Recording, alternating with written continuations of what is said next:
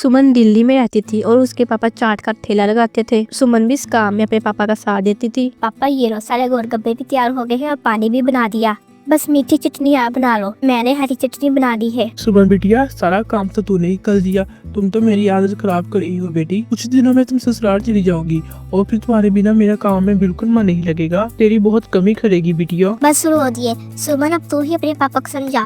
थोड़ी थोड़ी देर में मन भारी कर लेते हैं। पापा मैं आपको छोड़कर कहीं नहीं जाऊंगी, मुझे अभी ये शादी नहीं करनी। मैं अभी आपके और माँ के बिना नहीं रह सकती। नहीं बिटिया, ऐसा नहीं कहते। बेटियों को अपने ससुराल जाना ही पड़ता है। केशव बहुत अच्छा लड़का है, तू ससुराल में बहुत खुश रहेगी। सुमन की शादी तय हो चुकी थी। 1 महीने बाद उसकी शादी थी। इसलिए सुमन अपने माता पिता से दूर जाने में उदास थी। सुमन बड़ी थी और एक छोटा भाई था जो अभी पढ़ रहा था। धीरे धीरे 1 महीना बीत गया और सुमन की शादी का वक्त आ गया। सुमन के माता पिता उसे राजी खुशी डोली में विदा करते हैं। शादी के बाद सुमन अपने ससुराल आ जाती है। सुमन का पति केशव एक गैराज में गाड़ियों की मरम्मत करता था। सुमन समझदार थी, उसने आते ही पूरे घर को संभाल लिया। बस बहू मैं और रोटी नहीं लूंगी, केशव को दे दे। बस एक ही रोटी देना, पेट में बिल्कुल भी जगह नहीं है। इतना मजेदार खाना बनाया है बहू, केवल भूख से भरकर खाना खा गई। कहाँ माँ जी, दोनों वाले की मेरी एक रोटी होती है छोटी छोटी। अब मैं आ गई हूँ ना, रोजाना आपको ऐसे ही मेरे हाथ का गरम गरम भोजन खाना होगा और ये बहाना नहीं चलेगा। हमारे तो बाग ही खुल गई कि तुम हमारे घर में बहू बन के आई। सुनिए, मैंने आपका टिफिन पैक कर दिया है, ये लीजिए। बस मैं 2 मिनट में आई।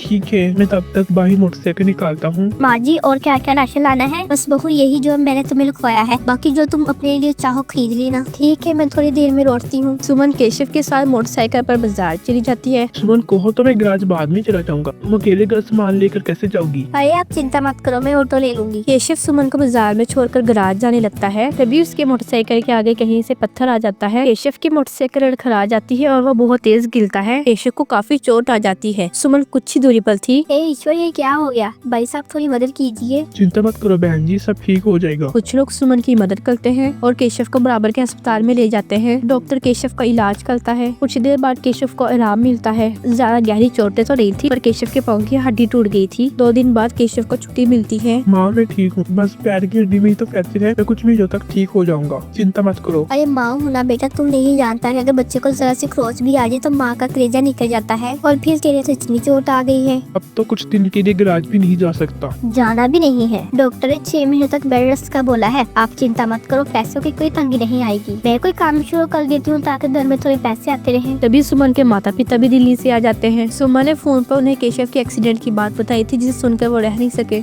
माँ जी आप काम की बिल्कुल चिंता मत करो। सुमन ने मेरे से चाय बनाना बहुत अच्छे से सीखा हुआ है। सुमन बेटा, तो यहाँ पर दिल्ली वाले गोलगप्पे शुरू कर, वो तो बहुत अच्छे बनाती है। मैं कुछ दिन यहाँ पे रुक जाता हूँ, जब काम सेट हो जाएगा मैं वापस चला जाऊंगा। हाँ पापा, ये ठीक रहेगा। दिल्ली वाले गोलगप्पे यहाँ बहुत चलेंगे। केशव बेटा, आप सारी चिंता छोड़ दो, पापा और मैं कुछ दिन अब यहीं रहेंगे। शुक्रिया माँ, शुक्रिया पापा, आपने मुझे बहुत हिम्मत दी है। ऐसी बहू और ऐसे संदेश सच में बहुत किस्मत वालों को मिलते हैं। सुमन की सास की आंखों में आंसू आ जाते हैं। केशव को भी उसके सास ससुर के आने से बहुत हिम्मत मिल गई थी। सुमन अपने पापा के साथ गोलगप्पे का ठेला शुरू करती है, जिस पे लिखा था दिल्ली वाले गोलगप्पे। गोलगप्पे के तो सब भी दीवाने होते हैं। ये सोचकर सुमन और उसके पापा ने गोलगप्पे का स्टॉल लगा दिया। उनके बने गोलगप्पे बहुत पसंद किए जाने लगे। सुमन बेटिया, मुझे पता है अब तुम काम अकेले संभाल लोगी। अब हमें चलना चाहिए। सूरज भी अपने बुआ के यहाँ बहुत दिन से रुका हुआ है। फोन पर बोल रहा था कि वो हमारे बिना उदास हो रहा है। हाँ पापा, रोज बहुत दिन अकेला रुक गया और आपको दिल्ली का भी तो काम संभालना है, वो भी बहुत दिनों से बंद पड़ा है। अब मैं सब कुछ संभालूंगी, आप मेरी चिंता मत करो। सुमन के माता पिता वापस दिल्ली लौट जाते हैं। उन्हें आए हुए भी काफी समय हो गया था। अब सुमन रोजाना अकेले ही गोलगप्पे का ठेला लगाने लगी। वो रोजाना सुबह उठकर गोलगप्पे और बाकी सामान तैयार करती और बाजार निकलती। कुछ भी कहो सुमन दीदी, आपके गोलगप्पों का जवाब ही नहीं है। हम सारी सहेलियां शाम को रोजाना आपके यहाँ गोलगप्पे खाने आती है। हाँ सच में सुमन दीदी,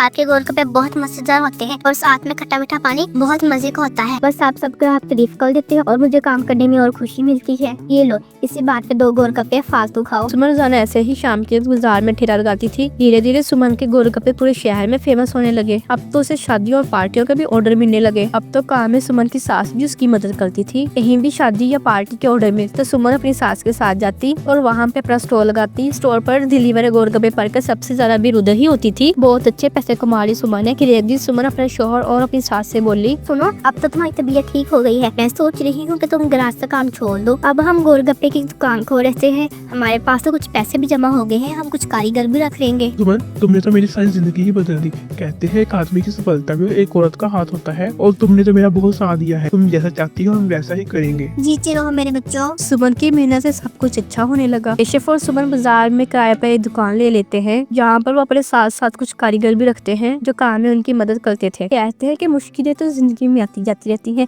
उन मुश्किलों से डर कर नहीं बल्कि उन मुश्किलों का मुकाबला करके ही जीवन को अच्छा बनाया जा सकता है।